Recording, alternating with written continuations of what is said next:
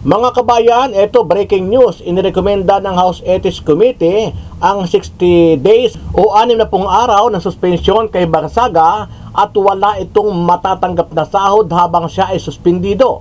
Samantala ayon kay Barzaga, tinatanggap niya ang naging rekomendasyon ng komite, ngunit dapat pa rin aniyang managot si Pangulong Bongbong Marcos Jr. Si Barzaga ay binasahan ng complaint na inihain laban sa kanya sa umano'y act of misconduct. Samantala, ito po, panuorin natin at pakinggan itong si Congressman Libiste kung saan ay ipinagtanggol niya ang kanyang kakosa na si Barzaga.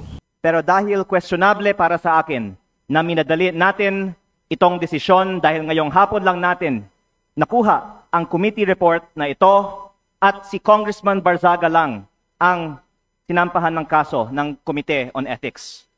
Ang boto ko ay no, lalo na dahil inuuna natin ang kaso niya kaysa sa mga mas seryosong isyong kinakaharap ng isa sa mga kasamahan natin. Isang kapwa kong Batanggenyo na nandito ngayon na bumoto sa kaso ni Congressman Barzaga. Hindi ba nakakahiya maging miyembro ng Kongreso dahil parang naging normal na meron tayong isang kasamahan na inakusahan na nagbayad para sa mahigit 100 billion pesos ng mga kontrata sa DPWH?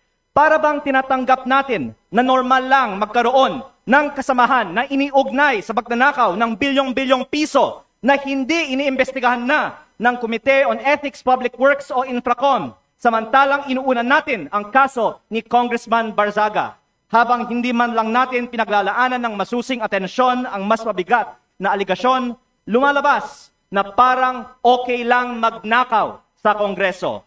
Nakatala na sa kasaysayan na sa gitna ng matinding kontrobersiya sa korupsyon, ito ang inuna ng Kongreso at parang lang walang mali sa ginagawa ng isa sa ating kasamahan at tayo mismo ay ngayon sumisira sa imahe ng Kongreso. Mahiya naman tayo.